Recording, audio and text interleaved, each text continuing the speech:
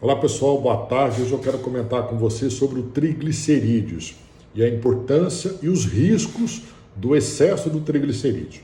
A importância é que ele é uma reserva estratégica de energia usada daquilo que você come. Parte do que você come é convertido em triglicéridos para manter uma reserva estratégica de energia. A questão é que quando você excede muito o que come, sobra muito que tem que ser convertido em triglicerídeos. Ou seja, boa parte dos seus excessos tem que ser estocado. E a forma de estocar, um exemplo, é converter em triglicerídeos.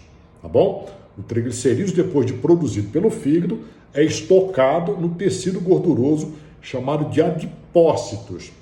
E triglicerídeos é porque é composto por uma cadeia de 3 elementos, o glicerol e 2 tipos de ácidos, que se juntam e formam essa sobra que se converte em triglicéridos, que é resultado dos excessos que você comeu. Beleza? A questão é que para chegar lá no teu estoque, na célula de gordura, há que percorrer um caminho. E esse caminho são as nossas artérias. E as nossas artérias são as nossas tubulações.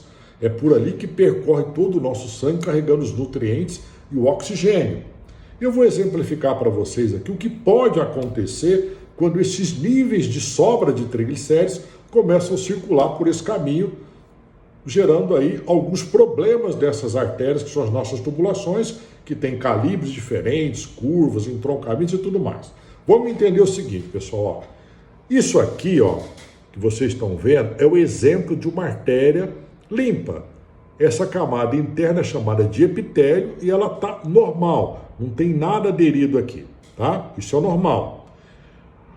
Essas primeira etapa, depois pode desencadear um outro processo, que é isso aqui, Não sei se vocês conseguem perceber, aqui nesse endotélio já começa a formar uma placa aqui de gordurinha, Essa placa de gordurinha é a sobra do teu alimento que foi convertido num tipo de gordura, especificamente pode ser o triglicérides, que começa durante esse processo de estoque parar na beirada do teu aqui, na superfície do endotélio. Isso pode gerar um processo inflamatório nessa região.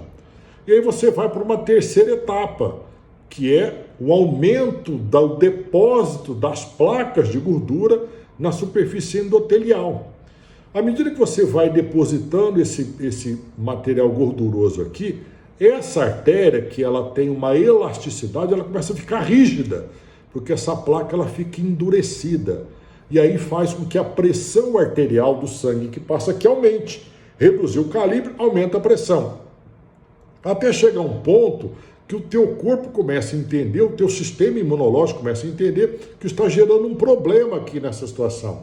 E risco de ruptura, porque a pressão aumentou, a artéria está rígida, ela pode romper. E a forma de defesa do nosso corpo é tentar evitar que o sangue continue passando por ali com uma pressão alta para evitar a ruptura. O que ele faz então? Entra numa fase, no quarto estágio.